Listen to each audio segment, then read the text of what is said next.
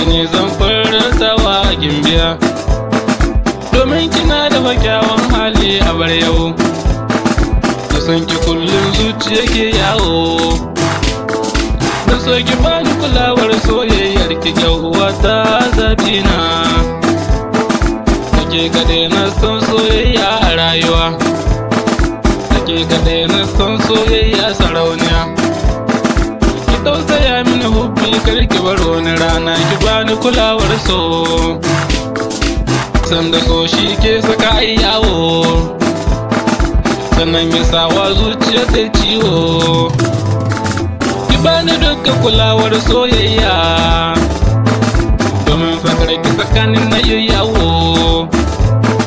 Waɗansu na cewa wai in barki, na ce ba zan iya yin wannan aikin ba kyar uwa don kina raina.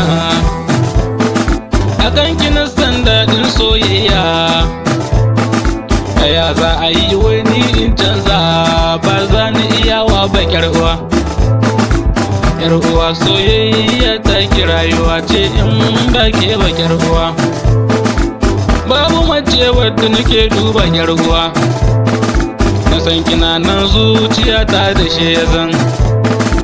Kyan halinki da tarbiya na ki so na so, kina da kyakkyawar tarbiya a yar uwa. Wancan kinin zaki ba kya kuwa yar uwa, hakan yi jamin dukkan halayya kan soyayyar ki yar uwa. Zana zo ne domin mu gaisa da safiya, zana so in gaida su umma da kwana, in yi bodin sun yi kulawa a rayuwa, sun yi kyakkyawar tarbiyya.